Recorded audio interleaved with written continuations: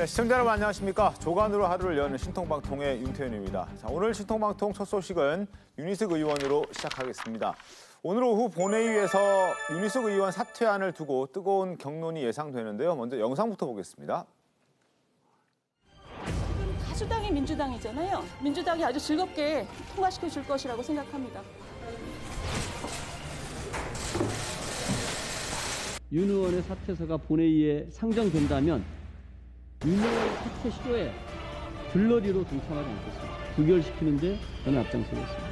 사퇴쇼를 하면서 윤희숙 의원을 마치 복실자인 양 보는 좀 민주당의 행태가 저는 이거조차 내로남불이라고 생각하고요. 공무원이 어떤 잘못을 하고 나서 밝혀지지 않고 도망가 버리면 안 되지 않습니까? 역대로 그래서 본회의 표결에 특히 전례가 없고요. 문제가 있으면 책임지고 의원직 사퇴한다 그랬잖아요. 네. 지금 의원들 중에서 그래도 책임지고 사퇴한 사람이 있습니까? 유일한 게 윤희숙입니다. 사퇴쇼를 한다고 비난을 하시는 분들이 왜 부결을 하시는지 저는 이해가 안 가거든요. 사퇴쇼가 아니게 만들어주시길 간곡하게 부탁드립니다.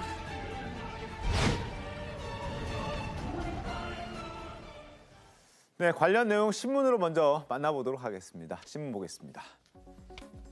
한국일보입니다. 자, 민주당도 국민의힘도 눈치만 보고 있는 상황입니다. 공중에 붕 뜬 윤희숙 사퇴안.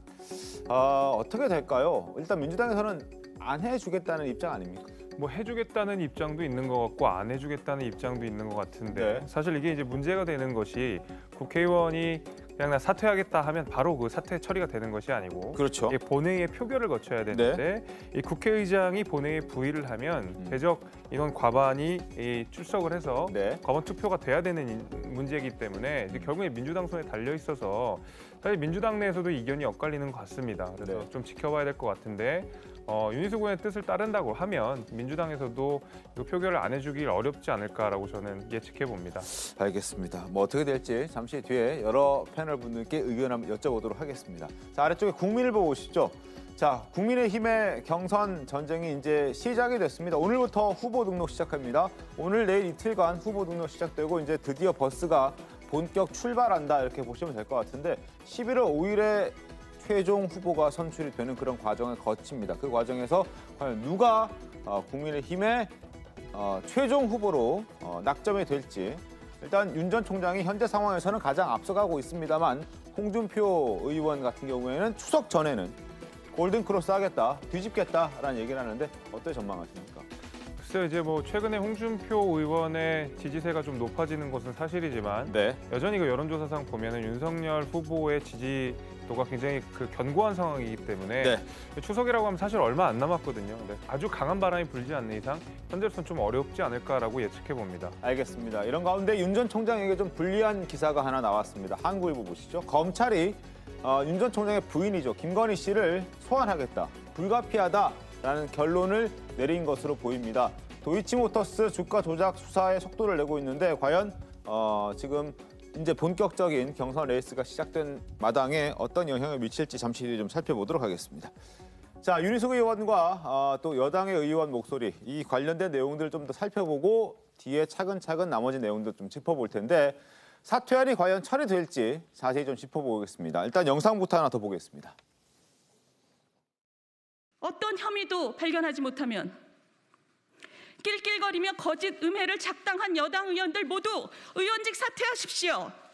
이재명 캠프의 선거대책위원장인 우원식 의원, 수행실장 김남국 의원, 이재명 캠프 남영희 대변인이 음해에 가장 앞장선 것은 무엇 때문입니까? 이 꼭대기가 누굽니까? 캠프 우두머리 이재명 후보입니다. 제가 무혐의로 판결나면 이재명 후보 당신도 사퇴하고 정치를 떠나십시오. 무혐의가 나왔을 때 타임 보고 책임지라고 하는 것은 정치 문법 상식에 맞지 않는다라고 생각이 듭니다. 악의적으로 거짓 선동한 게 없고요. 상식에 비춰봤을 때 맞지 않는 이야기 해명을 한 사람은 윤희숙 의원이 아닌가라는 생각이 듭니다. 저는 윤희숙 의원이 위선적이라고 생각합니다. 본인이 그렇게 쉽게 사퇴를 함으로 인해 가지고 많은 의원들에게 짐을 지우며 자신의 위선적인 모습들을 회피하려고 하시는데 저는 그 윤희숙 의원이 위선적이라는 데 제 의원직을 걸겠습니다. 자, 윤희숙 의원 강하게 얘기하고 있습니다. 자신이 혐의가 없다면 그게 증명이 된다면 여당 의원들은 물론이고 이재명 지사도 정치권을 떠나라 말을 했습니다. 그리고 한준호 대변인 같은 경우에는 실제 의원직을 걸겠다라는 사람까지 이제 등장을 했죠. 특히 윤희숙 의원은 방송에 김어준 씨를 또 겨냥하고 있습니다.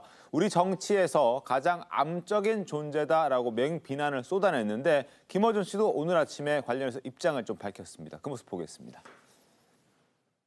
방송인 김어준 씨, 저희 아버지 땅의 가격이 2배 정도 올랐다고 하는데 당신은 무슨 근거로 무려 6배가 올랐다면서 30억 시세 차익이란 말을 유포시키고 여론을 조작하고 있습니까?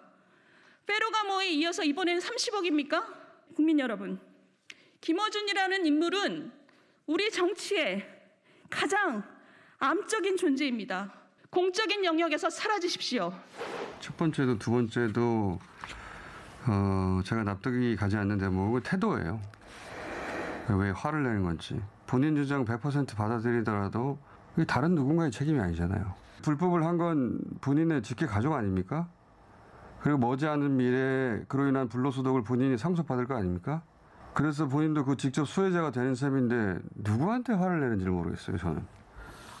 자, 저렇게 지금 공방을 벌이고 있는 그런 상황입니다. 김재섭 위원님 어떻게 보셨습니까? 네. 글쎄요, 저는 김어준 씨가 윤희숙 의원의 태도를 지적할 수밖에 없었던 것은 결국에 뭐 법리적으로 보나 윤리적으로 보나 윤희숙 의원에게 뭐 흠을 잡기가 굉장히 어렵기 때문이 아닐까라고 생각을 합니다. 네.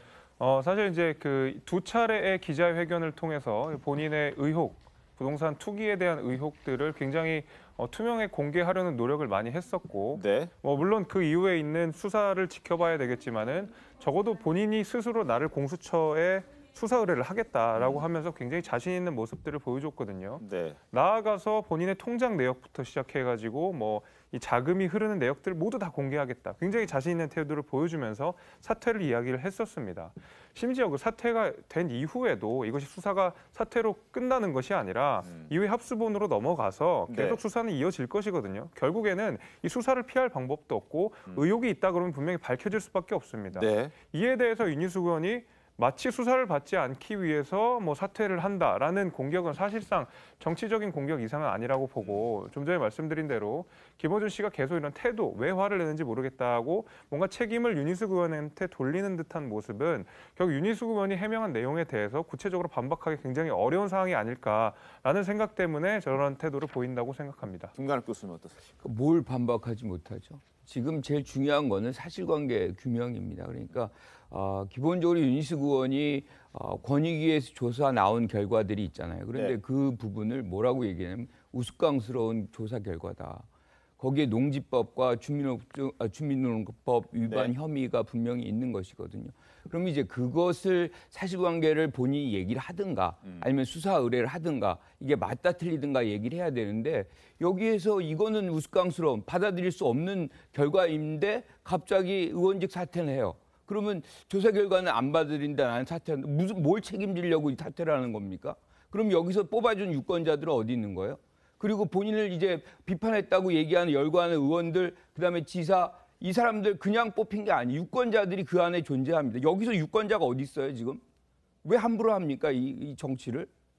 난 이런 장면이 우스운 거예요. 지금 유권자들, 여기 주권자들이 다 뽑아줬으면 거기에 책임을 다하는 모습이 우선돼야 되는데 이거를 그들의 논리로 내가 이렇게 했는데 잘못된 거니까 사퇴하라. 저는 이 순간에 제일 먼저 윤희숙 의원이 해야 되는, 아까 태도의 문제, 태도가 잘못된 겁니다. 여기서 제일 먼저 해야 되는 거는 수사를 성실하게 받고 그 결과를 바탕으로 내가 잘못된 게 있다라고 나오면 그때 의원직 사퇴를 하면 됩니다. 이거 먼저 던질 일이 아니거든요. 그리고 그때 혐의가 없는 것이 드러나면 그때 가서 나를 비난했던 분들 사퇴하십시오라고 얘기하면 모든 게 당연하고 국민들도 그 부분의 논리적인 어떤 부분에서 동의를 할 수 있는 부분들이 다 생겨요. 그런데 지금 아무 조사 결과도 안 나오고 그냥 권익위가 조사한 거 나와 있는데 그 수사 진행도 안 된 상황에서 내던지고 남한테도 내던지라고 얘기하는 이런 장면의 정치가 어디 있습니까? 김병진 의원님.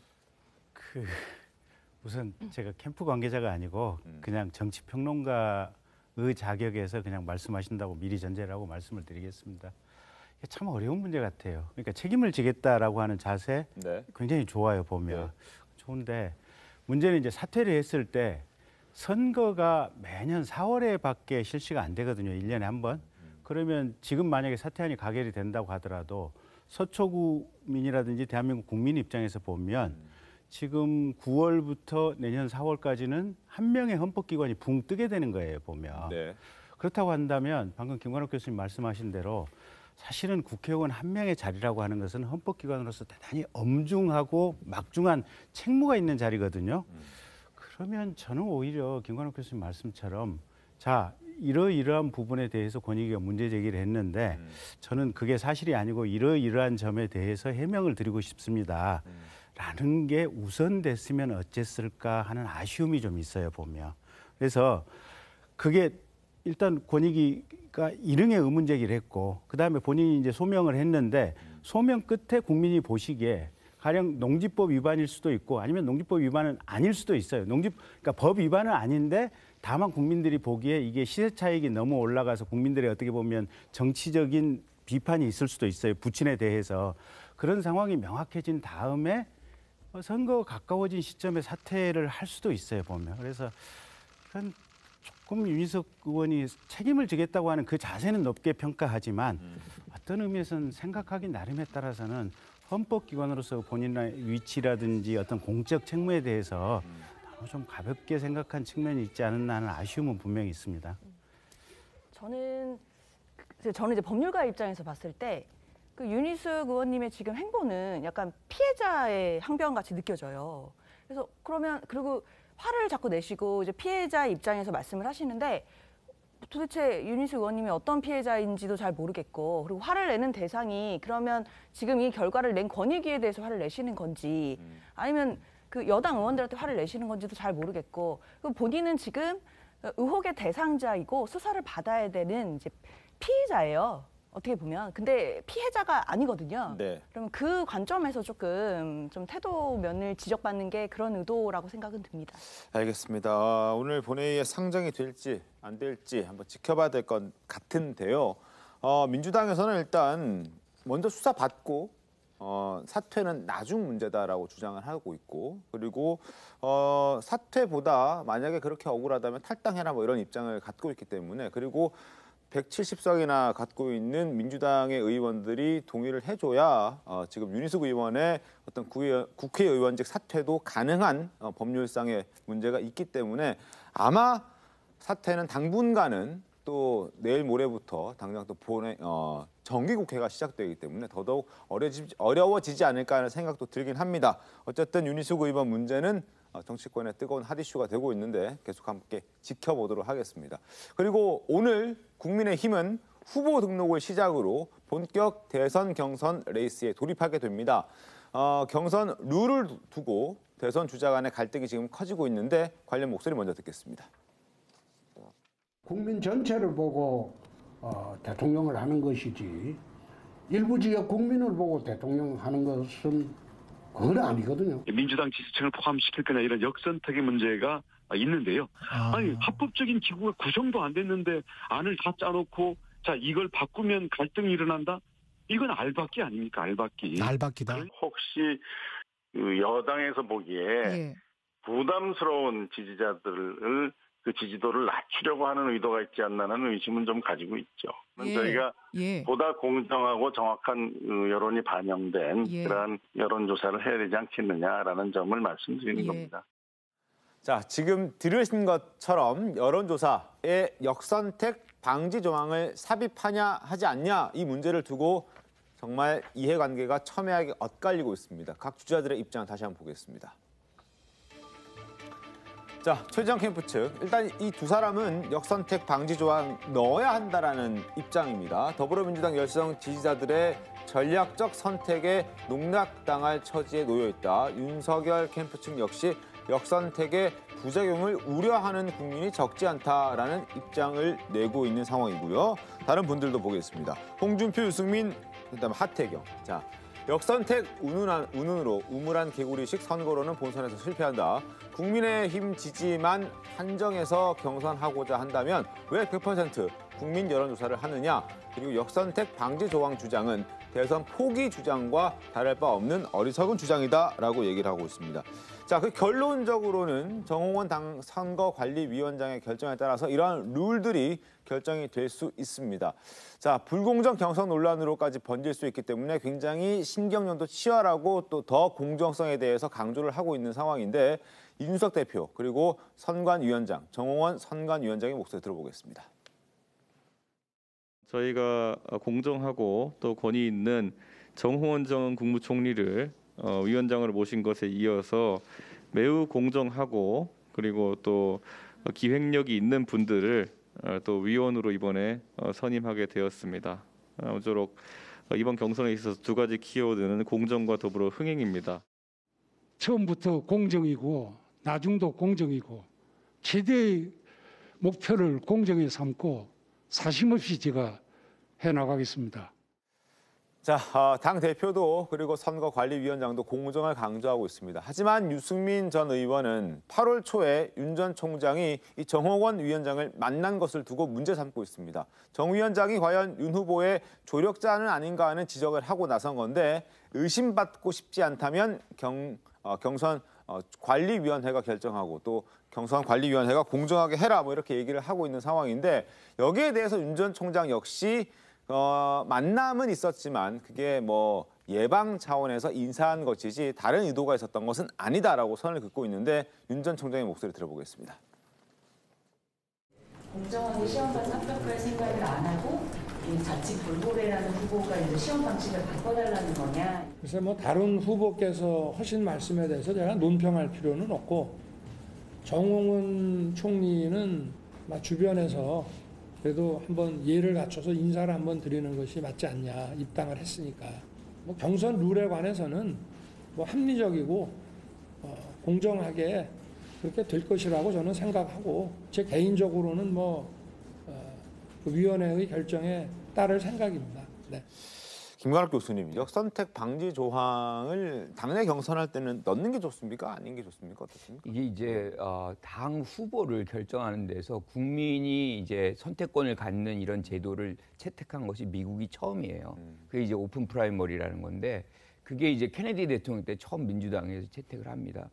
이때부터 이제 역선택 방지 조항이라는 얘기는 미국에서도 나와요. 왜냐하면 다른 당을 지지하는 이제 유권자들이 들어와서 역선택을 하는 경우도 있거든요. 그런데 이 취지는 뭐냐면 유권자들의 어떤 여론을 당 후보에 뽑을 때, 당 후보를 선택할 때 이미 반영시키자는 것이 취지거든요. 그러니까 어떻게 보면 본선 경쟁력을 더 갖는 분을 우리 후보로 하고 싶다는 것이에요. 그렇게 해서 케네디 대통령이 당 후보가 되는 겁니다.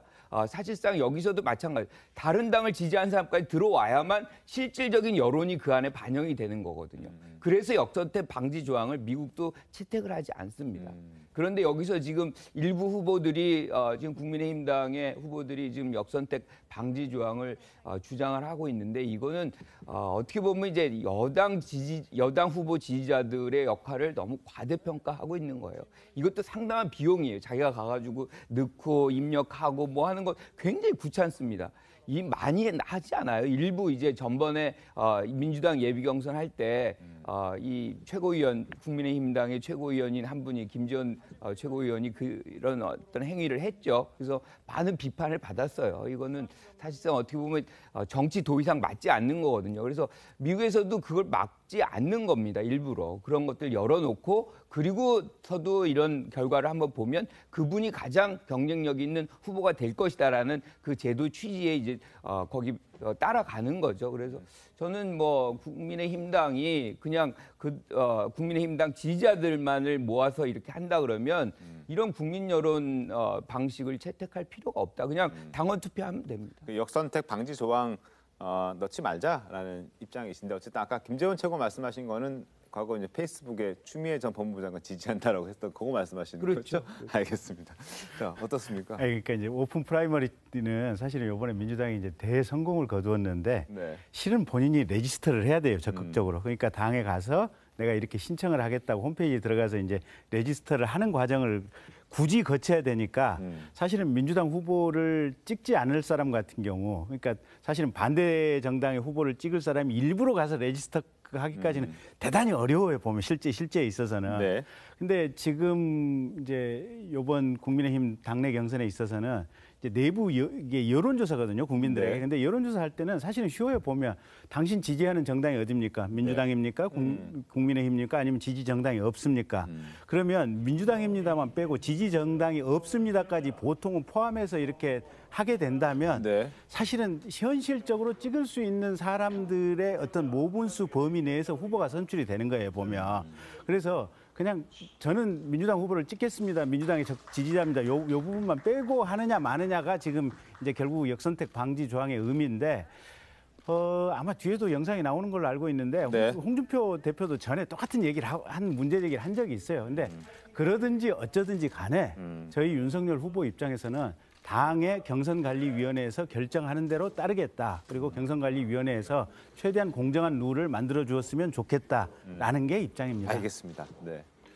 예, 제가 공교롭게도 이제 지난 4.7 재보궐선거 때도 그렇고 이번 전당대회, 국민의힘 전당대회 때도 그렇고 요번에 대선 경선 준비까지 쭉 이 3번의 당내 경선을 쭉 지켜보면서 항상 이제 문제가 많이 됐던 것이 역선택 문제였습니다. 역선택이라는 것이 결국에는 민주당을 지지하는 사람이나 기타 다른 정당을 지지하는 사람이 당내 투표에 영향을 줄 수 있는가 이제 이 문제인 거거든요. 예를 들면 어떤 특정 세력들이 집단적으로 와서 우리 당내 선거의 여론에 어떤 변동을 줄 수 있다 이제 이런 우려 때문인데. 실제로 이게 유일하게 문제가 됐던 것은 이번에 전당대회뿐밖에 없었습니다. 왜냐하면 전당대회라고 하는 것은 철저하게 당원들의 대표이기 때문에 역선택을 빼는 것이 맞지 않겠느냐라고 해가지고 그 안에서도 격론이 벌어진 끝에 겨우겨우 역선택 방지 조항이 마지막에 하나 들어간 게 있었거든요. 그 국민의힘 당원당 규상도 보면 역선택 방지 조항을 넣는 것은 특례 조항으로 되어 있습니다. 그러니까 기본적으로 역선택 방지 조항을 넣지 않는 것이 기본이기 때문에 이번에 이 대선이라고 하는 것도 결국 공직자를 뽑는 것이고 전 국민의 지지를 받아야 되는 만큼 이 역선택 방지 조항을 빼는 것이 맞다라는 말씀을 당연히 드릴 수가 있고요. 왜냐하면 역선택을 마음 먹고 하려고 하는 사람은 애초에 민주당 지지자라고 하고 투표를 하는 것이 아니라 국민의힘 지지자라고 속이고 나서 들어가기 때문에 사실상 역선택이라는 게 거의 무의미합니다. 그래서 실제로는 이 역선택 논쟁 자체가 과거에 전혀 없었던 것이 이번에 전당대회를 기점으로 조금 발생한 것뿐이고 기본적으로 역선택 방지 조항을 안 넣는 것이 맞다라는 말씀을 드리겠습니다. 알겠습니다. 국민의힘 지지자라고 속이고 들어가서 역선택까지 할 수도 있다. 그래서 큰 의미 없다. 이렇게 말씀하시는 건데 어쨌든 기본 룰은 정홍원 선거관리위원장이 만듭니다. 그리고 특례 조항으로 역선택 방지 조항을 넣는다 이런 게 있다고 하니까 어쨌든 기본적인 건 그런 거를 생각하지 않고 룰을 만드는 게 아닌가 싶은데 과거 지금 김경진 위원께서도 말씀해 주셨는데 홍준표 의원 지금은 반대하고 있지만 당시에는 찬성했던 목소리가 있습니다. 한번 들려드리겠습니다. 민주당 지지층하고 정의당 지지층 이런 사람한테 우리 당 후보 뽑는데 투표권은 줄 수 없죠. 그래서 당헌을 이번에 전국위에서 바꿨다는 거예요. 어차피 본선에 우리 안 찍을 사람이 역선택하는 경우가 비일비재합니다. 그래서 자유한국당과 무당청을 상대로만 여론조사를 하고. 장윤주 변호사님, 뭐 참 저런 말 바꾸기 모습이 또 나왔는데 어떻습니까? 저 영상은 제가 정확하진 않지만 2018년 3월로 보여요. 네, 맞습니다. 2018년 지방선거 직전이었을 건데 지방선거에서 공직선거자 후보자를 정당이 공천하는 과정과 지금 대통령 후보를 경선하는 과정은 조금 사실관계를 동일선에서 놓고 보기는 어렵습니다. 지방선거 같은 경우에는 정말 뭐 광역시도지사부터 해가지고 그 작은 기초 지역의 지방 의원들까지도 있는데 그 공천 과정에서 이 역선택을 방지를 해야 되는 부분들이 있어요. 작은 지역구에서는. 그렇지만 대통령 경선은 다르지 않습니까? 대통령 경선은 뭐 국민의힘 후보도 마찬가지고 민주당 후보도 마찬가지지만 그 정당의 후보가 그 정당의 사람들에게만 지지받는다고 대통령이 될 수 있는 것도 아니고 그래서도 안 됩니다. 이 대통령 후보라는 것은 결국에는 정당 전체를 아우르고 우리나라 대한민국 국가 전체를 아우를 수 있는 사람이 돼야 되니까 그 측면에서 본다면 홍준표 의원님의 말씀이 그냥 말바꾸기다 이렇게 보기에는 좀 사실관계가 다른 측면도 봐야 될 것 같습니다. 근데 이제 굳이 제가 반박을 드리면 사실은 뭐 정당하고 상관없이 대통령이 당선된 이후에는 말 그대로 전 국민의 대통령으로서 사실은 일을 하셔야 돼요. 모두를 나를 안 찍은 이 국민들까지 오히려 그분들을 위해서 더 열심히 대통령으로서 노력을 해야 돼요. 근데 이제 각 정파에서 대통령 후보를 낼 때는 그럼 이 정파 소속의 대통령 후보가 어떻게 하면 가장 표를 많이 받을 수 있는 후보를 낼 것인가가 그 정파의 현실적인 고민일 거예요, 보면. 근데 가령 이쪽 정파의 후보를 절대로 안 찍을 사람까지 굳이 포함해서 경선의 어떤 여론조사의 모분수로 넣는 것이 이 후보를 뽑는데 최적의 어떤 상황일 것인가, 그건 또 좀 다르게 생각할 면이 있지 않나 싶습니다. 이거 룰 언제쯤 정해집니까, 국민의힘에서? 글쎄요, 지금 이제 선관위가 발족을 했고 지금 논의가 되는 것으로 알고 있는데 기본적으로 경선준비위원회에서 안을 만들어서 선거관리위원회에 넘겼었는데요. 그렇죠. 그 최고 의결 거쳐서 넘어간 거예요. 그 경선준비에서 만든 안에는 역선택 방지 조항이 없습니다. 그러니까 뭐 특별히 뭐 우리 당이나 무당층만 대상으로 하는 것이 아니고 모든 전 국민에게 열려 있기 때문에 만약에 경준이가 준비한 안을 존중을 한다 그러면 선관위가 이에 대해서는 빠르게 결정을 내릴 것이라고 생각을 하는 것이요. 왜냐하면 이제 얼마 있으면 1차 컷오프 결과가 나오거든요. 그렇죠. 결과가 나오기 시작할 때 룰을 바꾸기 시작하면 굉장히 그 대선 과정에 혼란을 줄 수 있기 때문에 최대한 근시일 내에 이 그 선거 관리 룰이 정해질 것이라고 생각하고 지금 상황에서 경선준비위가 선관위에 넘겼던 안을 이렇게 번복시키기는 쉽지 않아 보입니다.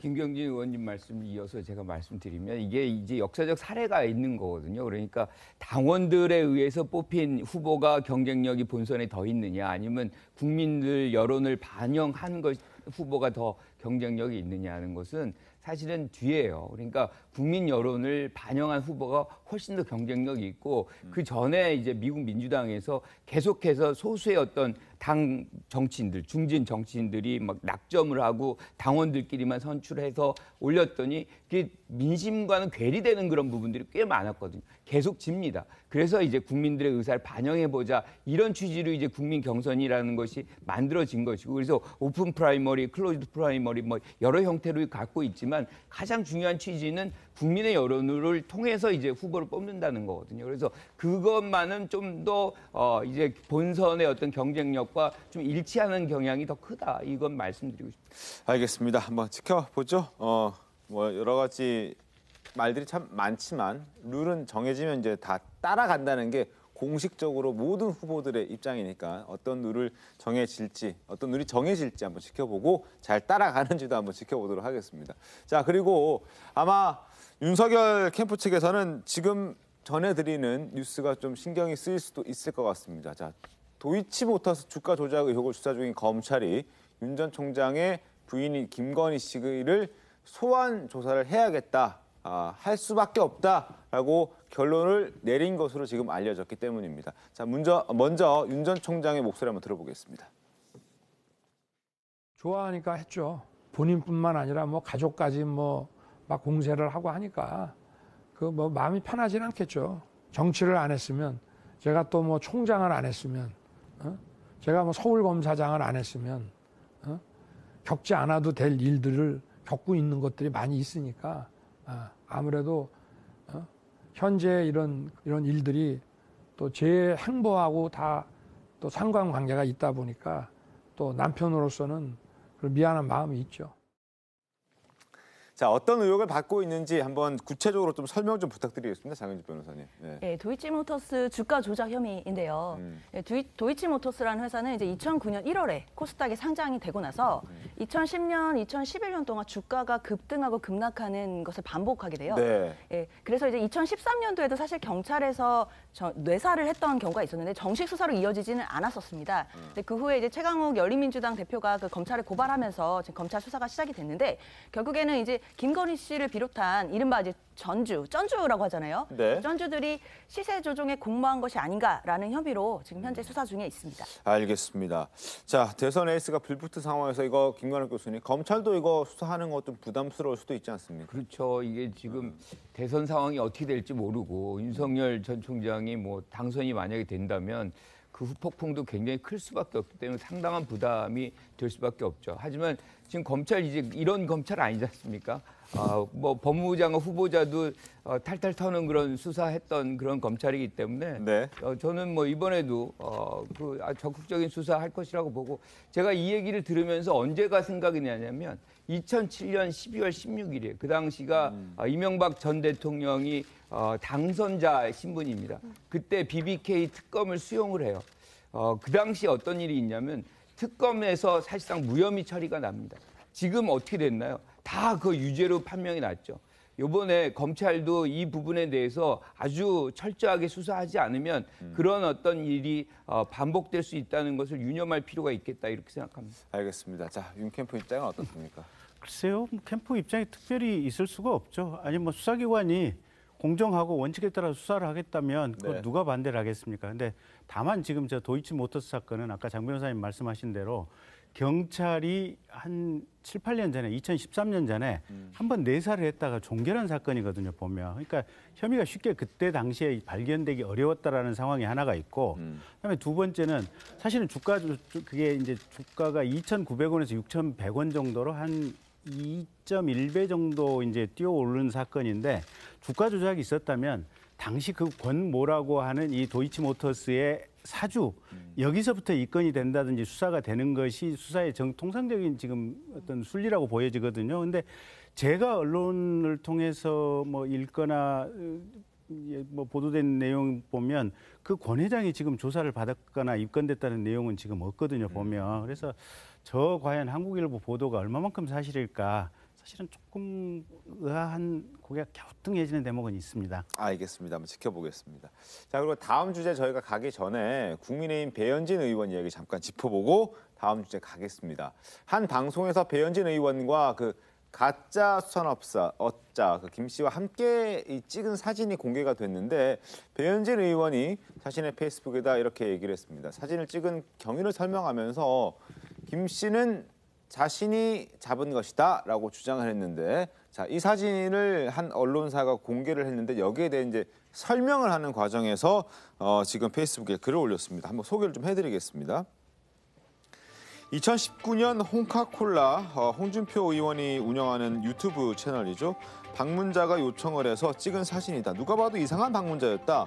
슈퍼카 1억 원, 수억 원이 넘는 슈퍼카, 그리고 배 수십 척, 수천만 원짜리 고급 명품 시계 등 홍 대표님께 한껏 자랑을 하더라 이렇게 얘기를 합니다. 그러면서 그 수산업자, 가짜 수산업자 김 씨가 사무실을 떠난 뒤에 홍준표 의원님께 저 사람 사기꾼 같다. 다시는 만나지 마시라라고 경고를 했고 출입 못하도록 주의를 준 사람이 바로 본인이다. 그래서 내가 잡았다. 저 오징어 사기꾼 이렇게 얘기를 했는데 김재섭 위원님 어떻게 보셨습니까? 처음에 저 이제 뭐 수산업자 얘기가 막 나올 때 이제 홍준표 의원이 그 이모 기자 이동훈 기자랑 셋이서 뭐 식사를 한번 한 적이 있었다. 근데 뭐 사기꾼 같아서 그 다음에 만나지 않았다라고 이야기를 했는데 저기 보면은 사실 홍준표 의원 사무실에서 또 만난 거 아니겠습니까? 그러니까 네. 처음에 저도 그래서 좀 헷갈렸습니다. 이게 한 번을 만났다는 건가 아니면 뭐 두 번을 만났다는 건가? 홍준표 의원은 한 번만 만났다고 했는데 이게 어떻게 된 건가? 약간 저도 사실관계가 조금 헷갈렸었는데 지금 지켜보니까 배현진 의원이 해명하신 내용을 보니까 캠프차 방문한 거 캠프에 그냥 방문을 했던 것 같고 이 정치인들 그 캠프 사무소에는 사실 굉장히 많은 사람들이 왔다 갔다 하기 때문에 누가 왔는지 다 일일이 기억하기 굉장히 어렵다고 생각이 되거든요. 그래서 이게 수사 결과라든지 아니면 진행 상황을 좀 지켜봐야 되겠지만은 뭐 홍준표 의원이 딱 명시적으로 기억할 수 있는 사건은 그냥 그 이동훈 기자와 한번 식사를 했던 자리인 것 같고 나머지는 그냥 캠프차 방문을 하면서 이렇게 뭐 인사 정도를 주고받아서 명시적으로 기억을 못하는 것이 아닌가라고 생각이 들고요. 네. 이 수산업자 사건이 굉장히 지금 정치권도 그렇고 연예계도 그렇고 큰 파장을 일으키는 만큼 조금이라도 의혹이 있다 그러면 명백하게 밝히고 이에 대해서 뭐 홍준표 의원이라든지 배현진 의원도 이에 대해서 충분하게 다 검증을 해야 될 필요성이 분명히 있다라고 저는 생각합니다. 알겠습니다. 홍준표 의원도 함께 해명에 나섰습니다. 좀 보시죠. 수산업자 김 씨와 한 번은 식사를 했었고 두 번째, 두 번 만난 것으로 일단 본인은 인정하네요. 두 번째는 김 씨가 무작정 사무실을 찾아와서 10여 분 정도 만났던 일이 있다. 배현진 위원장을 소개시킨 일은 없다. 그런 사람과 연루됐다는 것 자체가 불쾌하다라고 얘기를 합니다. 그리고 홍준표 의원은 앞서 라디오에 출연해서도 이 수산업자, 가짜 수산업자 김 씨에 대해서 언급한 적이 있는데 어떤 이야기 했는지 들어보겠습니다. 가짜 수산업자 만나셨다면서요? 정치를 하다 보면 사람들이 찾아와요. 근데 만났을 때 보니 페라리하고 뭐 차가 5대라고 상속을 받은 게 배가 26척이래요. 그리고 집이 70몇 억짜리 집이 있대요. 네. 그래서 나 이거 좀 이상하다. 네. 그래 명함을 한 장 주라고 해서 받아보고 그 명함에 있는 포항의 그 본사를 확인해 보니까 그 길거리더라고. 아하. 그래서 내가 엉터리인 줄 알았죠. 그래서 그 뒤로부터는 연락이 없죠. 자, 수산업자 김 씨와의 연루설. 정치권만 곤혹을 치르고 있는 게 아닙니다. 불똥은 연예계로도 튀었습니다. 대구 경북 지역 신문인 대경일보 측이 배우 손담비 씨와 김 씨가 함께 찍은 사진을 공개했습니다. 화면 보겠습니다. 자, 이 사진입니다. 대경일보가 공개한 사진입니다. 왼쪽 모자이크 처리한 사람이 가짜 수산업자 김모 씨고 오른쪽은 누구나 다 아는 가수이자 배우인 손담비 씨입니다. 저렇게 다정하게 꽃다발을 들고 사진을 찍고 있는 모습이 대경일보를 통해서 공개가 됐는데 보도에 따르면 두 사람은 2019년에 만난 것으로 알려지고 있습니다. 자, 두 사람의 관계가 우리 어떤 관계로 이해해야 합니까? 네, 이게 대경일보 보도에 따르면은 네. 2019년도에 그 당시 굉장히 인기를 끌었던 동백꽃 필무렵이라는 네. 드라마가 있었는데 거기 이제 손담비 씨가 출연할 때 그 포항 구룡포에서 촬영을 했었거든요. 거기에 이제 그 김 씨가 손담비를 보고 내 이상형이다. 측근들한테 말을 해서 커피와 빵을 사가지고 스태프들한테 환심을 사고 사실 이제 뻔한 수작인데 네. 그런 이제 수작을 한 거죠. 그렇게 해서 이제 손담비 씨의 환심을 사게 되고 스태프들한테도 환심을 사면서 점점 가까워진 걸로 보이고요. 네. 그리고 심지어는 손담비 씨 매니저를 이제 김 씨가 본인의 회사에 취직을 시켰다 이제 이런 얘기까지 나오고 있습니다. 아, 그래요. 환심 사기 위해서 선물했다는데 선물한 게 어마어마하더군요. 예, 마찬가지로 대경일보가 보도를 하면서 그 선물 리스트를 사진을 공개를 했는데요. 어마어마합니다. 일단 이제 자동차는 포르쉐, 피아트 이런 차량을 막 선물했고요. 에르메스 버킨백, 팔찌, 뭐 이름만 들으면 의리의리한 명품백들뿐만 아니라 네. 손담비 씨의 개인 채무 이러면서 또 이제 정려원 씨가 이름이 거론이 되는데 네, 손담비 씨가 이제 정려원 씨에게 개인적으로 지고 있던 채무까지도 김 씨가 갚아줬다. 그래서 현금 약 7천만 원과 각종 명품들을 포함해서 여러 가지를 선물 공세를 하였다라는 것이 이제 대경일보 보도로 확인됐습니다. 뭐 말만 들은 것만 종합해도 수억 원은 기본적으로 넘어갈 것 같은 생각이 드는데요. 이렇게 해서 결국 손담비 씨와는 뭐 좋은 관계를 유지했던 것 같고 그 와중에 또 정려원 씨도 등장을 하는 거 아니겠습니까? 예, 뭐 대경일보 보도 따르면은 실제로 이 손담비 씨가 이 정려원 씨에게 진 빚 5천만 원을 뭐 갚았다는 얘기도 있고요. 뭐 그 김 씨의 어떤 직원이었던 어떤 분께서 뭐 정려원 씨를 뭐 따로 만나서 뭐 어떻게 데이트는 아니겠지만 어쨌든 이렇게 만났다는 얘기도 좀 있고요. 그래가지고 실제로 뭐 관계가 좀 있었던 것 같고요. 그래서 손담비 씨를 통해서 지금 정려원 씨를 만났다고 하는데 글쎄요 뭐 이런 외제차를 선물해주고 이런 정황들도 좀 있어가지고 아무래도 관계가 있긴 있었던 건가 아닌가라고 생각을 하게 됩니다. 해명이 나왔을 것 같은데 손담비 씨랑 전여원 씨의 입장에서는 어떻게 얘기를 하고 있습니까? 지금 여기에 대해서. 예, 그렇습니다. 일단 손담비 씨 같은 경우에는 그 김 씨가 선물 공세라고 그렇게 따라다녔음에도 관계가 오래가지는 않았던 것 같아요. 그리고 그 준 선물을 돌려달라고 했다고 이제 대경일보 보도가 있는데요. 김 씨가? 예. 그러니까 이게 여자 입장에서 보면 가장 찌질한 거거든요. 자기가 좋다고 해서 선물 줘놓고서 이제 사이가 나빠지니까 내가 줬던 거 돌려줘 이거잖아요. 근데 우리 손담비 씨가 또 어떻게 했냐면 다 돌려줬다는 겁니다. 고가의 선물들이니까 다 돌려줬고 그리고 이제 정려원 씨 같은 경우에는 그 당시에 이제 뭐 BMW 미니 쿠퍼를 뭐 선물 받았다 이제 이건데 선물 받은 게 아니고 중고차를 비용을 주고 정려원 씨가 그 김 씨로부터 구입한 거다. 샀다? 이렇게 선물이 아니라 이제 구입한 걸로 지금 해명이 나오고 있기 때문에 이 부분은 양쪽 얘기를 잘 들어봐야 될 것 같습니다. 어쨌든 관계가 인정이 되긴 하네요. 물건을 주고 받았다. 그래서 그건 선물이 아니지만 거래는 했던 것이니까. 그렇지만 일단 다 반환을 했고 일단 여기서 제일 중요한 거는 이제 내가 줬던 거 다시 돌려줘 이제 이 부분은 네, 손담비 씨가 피해자이시지도 않을까라는 이제 여자 입장에서 또 생각도 듭니다. 알겠습니다. 여성의 입장에서 충분히 그렇게 말씀하실 수 있을 것 같은데 여기까지 그 이야기는 하도록 하겠습니다. 자, 지금부터는 주말 내내 좀 시끄러웠던 이야기를 다시 한번 저희가 소환해 보도록 하겠습니다. 법무부의 과잉 의전 논란을 한번 더 짚어볼 텐데 영상부터 보겠습니다.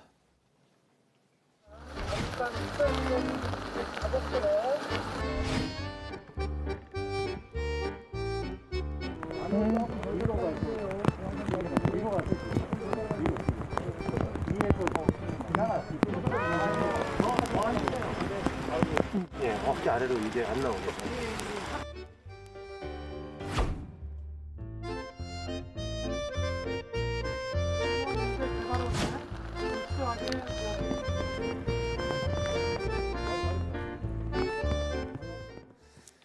자, 보신 것처럼 폭우가 쏟아지는 저 자리에 법무부 직원이 비에 젖은 아스팔트에 무릎을 꿇고 차관을 위해서 우산을 들고 있는 겁니다. 지금 조선시대냐? 이런 지적까지 나오고 있는데 국민의힘에서는 정말 눈을 의심케 하는 황제 의전이라고 강하게 비판했습니다. 화면 보겠습니다. 자, 임승호 대변인, 강 차관은 물에 조금이라도 닿으면 녹아내리는 설탕인가? 설탕이어서, 솜사탕 같은 설탕이어서 이렇게 하는 것인가? 황제 의전은 강 차관이 법무부 직원들을 대하는 태도, 나아가 뒤떨어진 시대 인식을 적나라하게 보여주는 하나의 상징이다라고 얘기하고요. 홍준표 의원은 이 사진 하나로 문재인 정권 5년이 평가되는 그런 상징적인 장면이다. 국민을 이렇게 대한 5년이었다라고 얘기를 하고 있습니다. 그리고 또 댓글들 좀 소개해드리겠습니다. 지금이 조선시대냐? 그리고 난민 인권 챙기기 전에 직원 인권부터 좀 먼저 챙겨라 라는 얘기까지 나오고요. 우산을 든 직원 부모님, 그 마음은 어떻게 얼마나 찢어지겠느냐라고 얘기까지 하고 있습니다. 자, 김경진 의원님. 네. 만약에 아드님이 저렇게 하고 있으면 어떤 생각 드시겠습니까? 저는 아들 녀석 혼을 많이 내겠어요. 인생 똑바로 살아라라고. 이거는 사실은 저렇게 요구하는 사람도 문제지만 네. 저렇게 해주는 부하 직원도 문제예요. 저건 21세기 코드에 안 맞는 얘기예요. 그러니까 저 같은 경우는 가령 우리가 이제 이렇게 커피 마시지 않습니까? 네. 각자 자기 마신 커피 자기가 받아와야 되고 자기가 치워야 되는 거 아니겠습니까? 물론 이제 한 서너 개 모아서 갈 때는 누군가가 또 한 사람이 할 수도 있겠죠. 근데 기본적으로 신체적으로 해야 될 일은 각자 자기가 해야 되는 게 원칙이에요, 보면. 저 상황은 누가 뭐래도 이해할 수가 없어요. 주말 내내 봤던 게 무슨 저 기자들이 요구해서 뭐 어쩌니 하는 건데요. 네. 저는 저게 근본적으로 뭐 때문에 생긴 거라고 보냐면 사실은 대한민국 정부가 너무 뭐랄까 이게 보여주기, 그러니까 화면 잡아서 국민들에게 던지기, 여기에 문재인 정부가 익숙해 있다 보니까 지금 저 사태가 생겼다고 봐요. 아니 아프가니스탄에서 비행기를 지금 몇 시간을 타고 10여 시간 이상 탔지 않겠습니까? 그렇겠죠. 대한민국 왔으면 뭐 갈아타기도 하고 했겠죠. 얼마나 예. 지쳤겠습니까? 근데 그 지친 현장에 법무부 장관이 왜 나가서 굳이 기자들 잡고 사진 찍고 거기서 환영 행사를 합니까? 인형 준 거 말씀하시는 거죠? 제대로 된 국가라면 고생하셨습니다 한마디 하고 그냥 웰컴합니다 하고 그냥 얼른 모시고 갔어야 돼요. 저 비 오는 자리에서 행사를 왜 합니까? 그리고 또 행사를 만약에 간단하게 짧게 한 뭐 1, 2분 할 수도 있다고 봐요. 보면 이제 대한민국 국가 차원에서 그렇다면 사실은 고생했던 국방부나 외교부에서 나와서 하는 게 맞아요. 법무부가 물론 비자 그러니까 체류 권한을 허가할 수 있는 권한이 법무부에 있지만 사실은 저건 법무부가 할 일도 아니에요, 보면. 그래서 저건 정치일 출신인 박봉계 장관이 혹은 지금까지 청와대가 보여주기식 뭐랄까 쇼잉을 하는 여기에 너무 있다 보니까 저런 장면이 연출이 된 거예요, 보면. 기자들이 요구해서 뭐 어떻게 해서 저런 장면이 생겼다? 원론적으로 비 오는 상황에서 해서는 안 될 행사를 하다 보니까 저 장면이 만들어진 거예요. 알겠습니다. 그 부분에 대해서 잠깐 법무부 측의 입장을 좀 전해드리면 원래는 실내에서 브리핑을 할 예정이었는데 방역 지침상 50인 이상 모일 수 없어서 부득이하게 바깥에서 했다라는 게 이제 법무부 측의 입장입니다. 네. 그렇습니다. 거기까지만 좀 듣도록 하겠습니다. 네, 말씀하시죠. 그렇죠. 뭐 그 해명도 납득할 수는 없죠. 바깥에서 한다고 해서 우산을 씌워줘야 되는 것은 아니거든요. 저거는 어떤 방식으로든 납득하기 어렵고 김경진 의원님 말씀하신 내용이 전적으로 다 동의를 합니다. 다만 이제 저는 조금 젊은 사람, 저 우산을 씌워준 사람을 입장에서 조금, 그러니까 아들의 입장에서 조금 대변을 좀 해보자면 사실 저 사진이 처음 나왔던 것은 제가 기사로 본 것이 아니고 제 주변에 제 또래 친구들이 야 이런 일이 있다 하면서 저한테 카톡으로 여기저기서 막 전방위적으로 오더라고요. 그러니까 이게 젊은 사람들, 특히 이제 회사 생활을 하고 부하 직원으로서 일하는 사람들의 아픔을 지금 굉장히 세게 건든 거거든요. 왜냐하면 사실 저게 절대로 해서는 안 되는 일입니다. 어떻게 지금 비 오는데 무릎 꿇고 상관 우산을 씌워줄 수가 있겠습니까? 21세기 코드에 전혀 맞지 않는 내용인데 그럼에도 불구하고 이런 어려운 상황 속에서 내가 모시는 이 상사와 같이 뭔가를 행사를 해야 되는 자리에서 어쩔 수 없이 저렇게 해야 되는 젊은 사람들의 마음도 사실 저는 이해가 갑니다. 그래서 어떤 방식으로든 지금 저 황제 의전이라는 논란을 피할 수 없을 것 같고 저는 굉장히 큰 비판을 받아 마땅하지만 지금 저 사건이 저렇게 크게 문제가 된 것은 지금 이 시대에서 회사 생활을 하고 있는 많은 젊은이들의 모습이 저기 이제 투영되었기 때문이 아닌가라고 저는 생각을 해봅니다. 알겠습니다. 자, 김관욱 교수님, 일단 저 논란이 불거지고 난 다음에 지금 강 차관을 향해서 사퇴의 요구까지 나오고 있습니다. 사퇴까지 할 일인가 싶기도 합니다만 어쨌든 그러면 사실은 이 공무원들의 어떤 직분 보장이라든가 뭐 이런 원칙이 있습니다.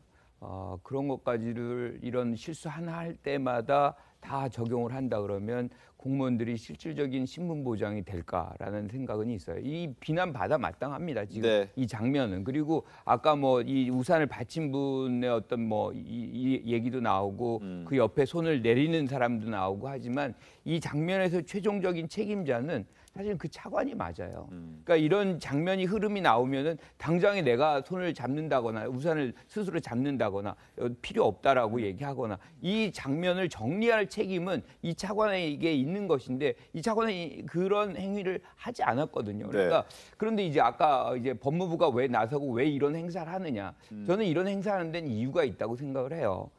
공무원들도 다 나가서 이런 비 맞는 장면에서 이런 행사하기 싫거든요. 왜 그러냐면 지금 아프가니스탄에서 이 일종의 이제 우리는 협조자라고 표현을 하는데 난민이다 뭐 이런 얘기들도 많고 여기에 대한 어떤 반론 이제 반대 뭐 이런 부분들도 굉장히 많아요. 그러다 보니까 정부가 이제 정부 시책으로서 이렇게 한다는 것을 힘을 실어주기 위해서 그런 행사들을 하는 것이고 또 진천 주민들도 거기서 찬성을 하고 있는 것이잖아요. 그래서 이 부분은 두 가지를 나눠야 됩니다. 그래서 행사를 하는 이유와 여기에서 우산을 받쳐둔 저 행태는 아주 분리가 돼야 되는 것이고 저 행태는 굉장히 잘못된 것이고 다시는 반복돼서는 안 되는 행위인 것입니다. 우리가 아까 말씀하셨지만 누구의 아들이고 누군가의 아버지일 수 있어요. 저기서 무릎 꿇고 저 장면에 있는다는 거는 참 참혹스러운 거죠. 그렇다 그러면 그 고위 관료가 그 부분을 오히려 제지를 하고 내가 이렇게 하겠다라고 얘기를 했었어야 되는데 그러한 어떤 부분이 문화적으로 지금 한국 관료들이 아직도 안 만들어지고 있는 거예요. 권위주의적인 문화 그대로 남아 있습니다. 그래서 좀 반성들을 좀 해야 되겠다 이렇게 생각합니다. 알겠습니다. 자, 그런데 여기에서 이제 고민정 더불어민주당 의원이 이번 사태를 지적하면서 이런 얘기를 했습니다. 잘못된 방송 취재 관행 때문, 결국 언론 탓이다 이렇게 이야기를 이어가는데 보시죠. 잘못된 방송 취재 관행을 바꿔야 한다. 법무부의 일방적인 행동이 아닌 기자들의 요구에 맞추다 보니 생겨난 일임에도 이런 기사들이 무더기도 양산되는 이유는 무엇일까라고 얘기를 합니다. 물론 저도 현장의 영상을 봤습니다. 현장에 가진 않았지만 거기에서 뭐 좀 더 앉아줬으면 좋겠다. 혹은 또 좀 뒤로 갔으면 좋겠다라는 목소리들이 나옵니다. 근데 그건 결국에는 본인이 직접 우산을 들지 않았기 때문에 또 옆에서 들어주다 보니까 좀 옆으로 갔으면 좋겠다, 뒤로 갔으면 좋겠다라고 하는 게 목소리가 현장에 담겨 있었던 것이지 기자들이 그 사람에게 우산을 들어라라고 얘기한 건 아니기 때문에 혹시 또 고민정 의원이 너무 좀 과하게 해석한 건 아닌가 하는 생각도 들거든요. 어떻습니까? 당시에 뭐 취재 기자들의 요구에 의한 거다 뭐 이런 얘기들도 나오고는 있어요. 근데 지금 다른 분들도 다 지적해 주셨지만 지금 그런 게 뭐가 중요하겠습니까? 일단 저 결과만 놓고 봤을 때 저 과잉 의전은 무조건 잘못된 것이고 그 부분에 대해서는 진짜 사회적으로 생각해 봐야 될 지점입니다. 그리고 저게 비단 법무부만의 일이겠습니까? 각종 정부, 국회 내에서도 과잉 의전 정말 많고요. 말고 일반 대기업이나 사기업 내에서도 의전 많이 있습니다. 이제 이 의전에 대해서 우리가 근본적으로 생각해 봐야 되는 이제 지점이라고 생각합니다. 알겠습니다. 저게 제가 검찰에 있을 때 우리 봉사활동 가잖아요. 네. 뭐 연말 뭐 크리스마스 때 뭐 연탄 나르기도 하고 뭐 네. 여러 가지 다양한 봉사활동을 하잖아요. 봉사활동을 하면 이제 보통 사진을 찍어서 보도자료를 내든지 아니면 사진 뭐 내부 어떻게 보면 이제 뭐 잡지라든지 이런 데 뭔가 게시를 하잖아요. 보면. 그때 제가 사진을 찍는 분들한테 얘기를 아니 사진을 찍는데 봉사활동 우리가 하는 봉사활동으로 인해서 거기서 이 봉사를 받는 분들 입장에서는 상황에 따라서는 그분들이 대단히 마음이 불편할 수도 있다. 뭐 노출되거나 이런 것 때문에. 사진을 찍으려면 그냥 봉사활동하는 우리만 이렇게 별도로 잡아라. 그렇게 해서 검찰 내에서 그렇게 정립이 됐었거든요. 그러니까 저게 지금 저걸 보면서 법무부 검찰이 도대체 당신네들이 인권 의식은 무엇입니까라고 내가 기사들을 몇 개를 봤거든요. 지금 주말 사이에. 근데 저건 그러니까 있을 수가 없는 상상해서도 안 되는 행동들이 그냥 서슴없이 일어난 거예요, 보면. 그래서 오히려 이런 면들이 행정부처 내에서 대통령이란 이건 사실은 대통령 이슈라기보다 총리께서라도 이런 부분은 각 부처에서 한번 과잉 의전에 관한 부분이 뭐가 있는지 한번 일제 점검하고 개선 방안 한번 내놔봐라. 이건 한번 전체적으로 점검해야 될 필요성들이 있어요. 특히 지난번에 박원순 시장 같은 경우 그 본인 운동하고 샤워하고 나서 여직원이 그 샤워실 앞에까지 옷 가지고 왔다는 거 아니겠습니까? 저거는 사실은 저 우산 쓰고 있는 것보다 훨씬 더한 거거든요. 그래서 국가 지방자치단체 전체적으로 이건 행동의 코드 규범을 정할 필요가 좀 있어요. 근데 이미 상식은 뻔한데 그걸 넘어서는 자리들이 왕왕 우리가 목도를 하고 있는 것 같아요. 알겠습니다. 그 부분은 뭐 아직도 법적 다툼을 좀 하고 있는 부분이어서 좀 결과를 지켜봐야 되고요. 어쨌든 과잉 의전 이 부분에 있어서만큼은 우리 사회가 뭐 공무원 조직이 아니라 뭐 또 다른 조직도 마찬가지들 좀 더 개선하고 좀 더 반성도 해보고 또 이제 좀 더 나은 방향으로 나아가야 하지 않을까라는 생각을 해봅니다. 자, 지금부터는 민주당 상황을 보겠습니다. 더불어민주당은 내일 대전 충남 지역 권리당원 온라인 투표를 시작으로 대선 후보를 선출하는 순회 경선에 돌입합니다. 첫 투표가 향후 투표에도 영향을 줄 수 있는 만큼 후보들 간 네거티브 공방도 치열한데요. 이낙연 전 대표는 이번에 이 지사가 제공받은 무료 변론 의혹을 문제 삼았습니다. 자, 이 전 대표와 이 지사의 목소리 들어보겠습니다. 본인의 선거법 재판 3년에 걸쳐서 계속됐고요. 30명의 호화 변호인단이 도왔던 것으로 알고 있습니다. 그런데 그 수임료는 이재명 후보 사비로 1억 원 안 되는 돈을 썼다 이렇게 돼 있는데 그게 맞습니까? 제 개인 사생활에 관한 것이어서. 아니, 그건 사비라면 본인이 아실 거고. 글쎄요, 지금 뭐 당장 구체적 금액을 제가 계산하기는 어려운데요. 1심, 2심, 3심이어서 꽤 많이 들어갔습니다. 예, 확인을 거부하시는 것으로 받아들이겠습니다. 그다음에. 네.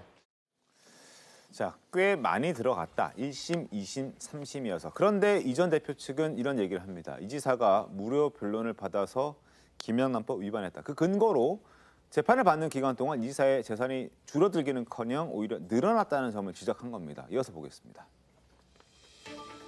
자, 재판 직전인 2017년 신고한 이 지사 재산은 26억 8천만 원이었는데 재판이 끝난 4년이 지나서 21년에는 28억 6천만 원. 오히려 증가했다라고 이야기를 합니다.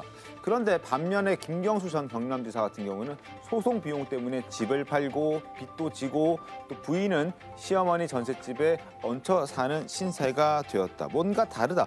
되레 재산이 늘어난 건 이 지사가 누군가로부터 기본 지원이라도 받은 것은 아닌지 궁금하지 않을 수 없다라고 얘기를 하고 있습니다. 자, 김관욱 교수님 어떻습니까?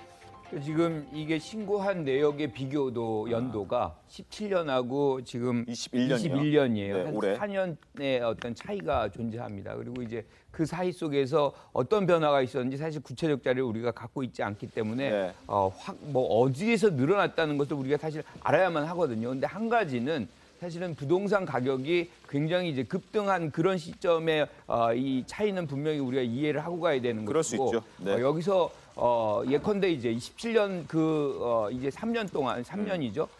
그 소송 비용으로 얼마나 들어갔는지를 정확하게 우리가 파악을 해야 되는데 여기에 대한 자료는 우리가 알 수가 없는 거잖아요. 그리고 또 한 가지가 이제 김영란법 저촉 문제가 나오잖아요. 네. 일부 이제 이 변호사의 도움을 받는 과정 맞습니다. 속에서 그런데 원래 이제 주 담당 변호 로펌이 있고 그분은 혼자 개인적으로 도와달라 그래가지고 이제 연락을 받고 도왔다. 뭐 그런데 그렇게 주된 어떤 역할을 하셨던 것 같지는 않아요. 그런데 이제 이 부분이 어떻게 된 건지 조금 문제 제기를 하려면 좀 더 구체적으로 좀 문제 제기를 해야 될 필요성이 있는 것 같고 이재명 지사 측에서도 이 부분이 어떤 건지 국민들은 좀 궁금한 부분도 있거든요. 그래서 이 소송 비용이 어떻게 됐는지는 좀 추후에라도 좀 설명이 필요하겠다 이렇게 생각합니다. 알겠습니다. 자, 그리고 추미애 전 법무부 장관 역시 당원들의 표를 어떻게든 많이 받기 위해서 내부 공격을 서슴지 않고 있습니다. 추 전 장관의 공격 대상은 김종민 더불어민주당 의원입니다. 검찰 개혁을 위해서 단행했던 그 윤 전 총장을 징계하려던 자신을 김종민 의원이 비판했다라고 주장을 하는 겁니다. 들어보겠습니다. 김종민 의원 있잖아요. 그분은 저하고 아주 친한 다른 의원한테 추 장관을 좀 말려달라라고 했다는 거예요. 어차피 그 징계는 안 될 테니까 장관이 후속 절차를 그냥 백기투항하고 밟지 마라. 그냥 장관 혼자 독박 쓰고 멈춰라 그 얘기 같아요. 때문에 당시 굉장히 외로웠고 힘들었다. 그런데 당원들이 보내준 꽃다발이 있었기 때문에 그 힘듦과 외로움 버틸 수 있었다라고 덧붙였습니다. 이어서 들어보겠습니다. 매일같이 법무부에 힘내라고 저를 지켜주는 꽃이 막 도착을 해요. 근데 그게 정말 위로가 되고 그분들이 그렇게 릴레이로 안 지켜줬으면 정말 무너질 것 같더라고요. 정말 기댈 데가 없으니까. 당연히 김종민 의원은 억울하다는 입장입니다. 화면 보겠습니다. 추미애 후보의 내부 공격이 도를 넘었다. 당시 당과 청와대에서는 대부분 잘못하다가는 검찰개혁 망치겠다는 걱정을 했는데 오히려 나는 그런 분들에게 추 장관을 변호했다라고 얘기를 합니다. 그리고 대선을 망치려고 작정한 게 아니라면 이런 식의 무모한 내전을 벌이는 게 과연 상식적인 일인가라고 주장을 하고 있습니다. 그리고 추 전 장관은 또 김종민 의원으로부터 검사 인사 청탁을 받았다라고 주장한 바도 있습니다. 추 전 장관의 목소리 듣겠습니다. 중앙지검장을 찾아가서 윤석열이 잘못하고 물러나야 되는데 그냥은 안 물러나니까 우리가 같이 물러납시다. 근데 이제 사표를 내고서는 이제 그걸 철회를 하겠다는 거죠. 이 친구가 이제 김종민 의원을 찾아가서 장관을 상대로 내가 항명한 건 아니니까 제가 그 사표 안 냈던 걸로 해주십시오. 라고 해서 김종민 의원이 나한테 장관님 그거 좀 잘 봐줄 수 없나요? 그 개혁해야 되는 와중에. 자, 여기에 대해서 김종민 의원 어떻게 얘기했는지 화면 보겠습니다. 전혀 사실이 아니다. 그 검사가 자기 뜻이 아니라 주변 압력 때문에 사표를 냈으니 본인 의사를 확인해 보는 게 좋겠다는 누군가의 이야기를 들었다. 그래서 그 들은 이야기를 추 전 장관에게 전달한 것뿐이지 뭐 인사청탁 이런 것은 전혀 아니다라고 얘기를 하고 있습니다. 자, 그런데 추 전 장관은 왜, 김여진 의원님, 왜 이렇게 내부 공격을? 간단하죠. 뭐 2등을 누가 하느냐. 2등을 그러니까 지금 김종민 의원 같은 경우 이낙연 후보를 돕고 있지 않습니까? 네. 이낙연 후보를 제끼고 추 전 장관이 2등을 하게 된다면 다음번에 당대표를 하든지 뭔가 정치적인 영향력을 계속해서 유지해 갈 수 있다라고 하는 전제하에서 저렇게 공격을 하는 거겠죠. 공격을 하는 이유는 뻔한데 저는 사실은 추 장관의 저 공격이 도대체 객관적인 시각을 가지고 공격을 하는지 모르겠어요. 아니 본인이 검찰총장 직무집행 정지했던 거 행정소송에서 바로 뒤엎여가지고 그냥 없어졌지 않습니까? 네, 징계했던 것도 징계에 대해서 집행정지 나와가지고 지금 이제 본소송 진행 중이지 않습니까? 물론 본소송 결과는 봐야 되겠지만 어쨌든 이게 검찰총장 직무집행정지 졌던 걸 보면 추 전 장관이 당시에 발동했던 권한이 정상적인 건 아니지 않습니까? 네. 법원 판단에 의하더라도. 이게 징계 두고 봐야 되겠지만 일단 법원에 의해서 집행정지 판결 나온 걸 본다면 그것도 잘못했을 가능성이 꽤 있거든요. 그렇다고 한다면 그때 당시에 김종민 의원이 이의 제기를 했었다면 장관에 대해서 그나마 민주당 내에서 정상적인 시각을 가지고 이의 제기를 했었던 거다라고 보여져요. 근데 그걸 가지고 오히려 김종민 의원을 공격하고 있잖아요. 저게 뭐냐면 조국 전 장관 사건 이후에 민주당 내의 핵심 당원들이 얼마만큼 사고가 비정상적인 사고에서 벗어나 있는가. 저 어떤 혼란이나 공격 자체가 그걸 단적으로 보여주는 장면이다. 저는 그렇게 보고 있습니다. 알겠습니다. 자, 마지막 주제 갑니다. 마지막 주제는 조국 전 법무부 장관 재판 소식입니다. 지난주 금요일에 조 전 장관 부부에 대한 자녀 입시 비리 재판이 열렸습니다. 이번 재판에서는 조 전 장관 아들의 담임교사가 증인으로 출석을 했는데요. 아들의 담임교사는 정경심 교수가 직접 이 담임에게 메일을 보냈고 그 내용은 아들의 생활기록부 기재에 관여했다 뭐 이런 내용들을 좀 증언했다고 합니다. 자세한 내용 화면으로 좀 설명드리겠습니다. 2학년 생활기록부 마감일 직전인 2013년 2월쯤 정경심 교수가 이메일로 조 전 장관의 아들 조 씨의 동양대 청소년 인문학 프로그램 참여 수료증과 상장 등을 보내주면서 이를 생활기록부에 기재해달라고 요청을 했다. 그래서 동양대 어학교육원 멘토링 봉사활동 증명서 등도 전달을 받았고 이 담임교사는 생활기록부에 기재를 해줬다라고 이야기를 합니다. 과거 조 전 장관의 인사청문회에서도 아들에 대한 문제가 불거졌던 적이 있습니다. 당시 영상 좀 보겠습니다. 2006년도부터 현재까지 서울대 공익인권법센터에서 인턴십을 한 활동 증명서 발급 내역 전체를 봤습니다. 후보자의 아들 거 띄워봐 주세요. 현재까지 2006년도부터 28명에 대해서 증명서가 발급됐는데 27명의 증명서는 동일한 것입니다. 유일하게 후보자 아들 것만 양식이 저렇습니다. 그리고 이것만이 2017년에 발급된 것입니다. 제가 확인을 해보겠습니다. 자, 담임교사의 증언, 법정에서 증언 어떻게 보셨습니까? 일단 이 현재 검찰은 이 조 씨가 이 생활기록부에 기재되어 있던 뭐 예를 들면 상자라든지 이런 것들 다 허위라고 보고 있고 출석을 인정받기 위해서 서울대 공익인권법센터의 인턴 예정증명서를 발급받았다 이렇게 보고 있어요. 네. 여기에 대해서 지금 이 담임이 나와서 한 증언이 그 자체가 예를 들면 어떤 허위다 이걸 인정하는 건 아니죠. 그렇지만 이 생활기록부에 기재가 된 것이 결국은 이제 어머니인 이 조 전 장관의 아내의 요청으로 이제 된 것이고 결국 그것이 예를 들면은 출석을 인정받았다거나 대학을 갈 때 영향을 미칠 수 있는 생활기록부에 기재됐다. 네. 이것까지는 이제 인정을 한 것으로 보입니다. 알겠습니다. 그 때문에 굉장히 좀 재판이 길어질 것처럼 보여졌었는데 왜냐하면 뭐 공부할 게 많지 않습니까? 그 입시 비리와 관련해서는.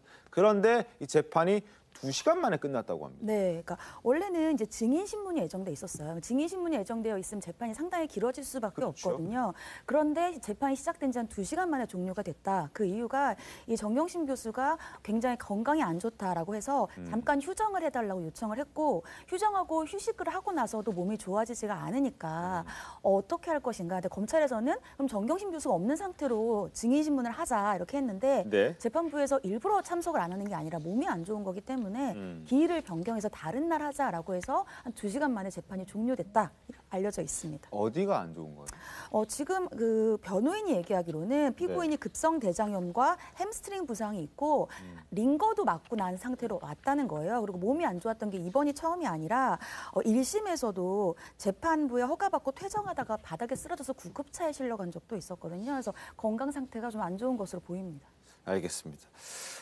알겠습니다. 어쨌든 뭐 한편 딸의 의전원 입학 취소부터 동생, 아내 항소심 유죄 선고까지 정말 겹겹이 악재가 겹친 조 전 장관인데 각종 취재진의 질문에 침묵했습니다. 영상 보겠습니다. 동생분의 법정 구속에 대한 입장 있으실까요? 오늘은 아무 말씀도 드리지 못하겠습니다. 감사합니다. 이사로 계셨던 학교에서 교직 매매 행위가 인정됐는데 하실 말씀 없습니까? 따님의 입학 취소에 대해서는요. 아내분의 면책에 대해서는요. 자, 재판에 출석할 때마다 결백을 주장했던 조국 전 장관이었는데 김관욱 교수님, 이날은 침묵했네요. 그러게요. 매번 이제 법정에 출석할 때마다 질문에 어떻게 보면 굉장히 자기 의견을 많이 얘기했던 분인데 사실 뭐 질문에 답하기보다는 그냥 딱 하고 싶은 말 자기 딱 주장 하고 이렇게 반복적으로 했던 분인데 그때는 아무 얘기 없이 그냥 입정을 했어요. 근데 우리가 그 전날 일들을 이제 어떤 일이 있었는지를 좀 보면 이해가 좀 간다. 그렇죠. 그러니까 동생 같은 경우는 뭐 징역 1년에서 3년으로 오히려 늘어났죠. 법정 구속되고 그리고 부인 정경심 교수 같은 경우는 교수직이 이제 면직 처리되고 딸도 의전원 입학 취소가 결정된 그 직후였기 때문에 그렇습니다. 아마 뭐 이 가족 전체의 불행 앞에서 무슨 얘기를 할 수 있겠습니까? 자, 앞에서는 아무 말 하지 않았지만 재판이 끝나고 1시간 만에 SNS에 또 글을 쓰기 시작했습니다. 보시죠. 조국, 부산대 조사 결과에서 확인된 진실. 이렇게 해서 글을 썼습니다. 동양대 표창장 등 체험활동, 인턴 서류로 입학된 건 아니다. 입학에 크게 영향을 주지 않았다라는 내용을 보여주고 있고요. 그리고 조 전 장관 딸 입학으로 다른 학생에게 피해를 준 건 없다라는 취지의 얘기도 하고 있습니다. 그리고 하나 더 보겠습니다.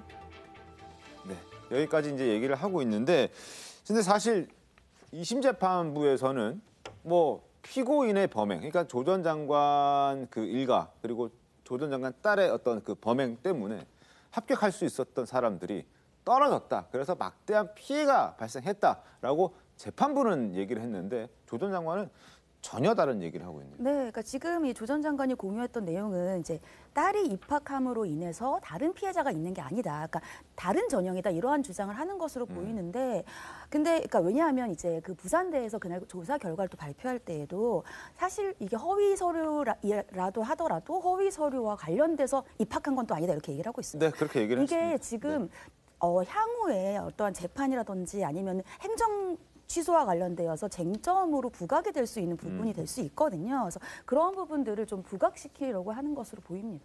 알겠습니다. 자, 조 전 장관이 딸을 옹호하는 목소리 한번 모아봤습니다. 들어보시죠. 온 가족이 잔인하게 사냥을 당하던, 그래서 철저하게 외면을 당하던 상황에 학생보다 우리 사회 어른들 100만 배는 비겁하다. 본인이 본인에게 약속했던 대로 뜻한 바를 이루기를 빌며 조 씨에게 뉴스공장에서 띄웁니다.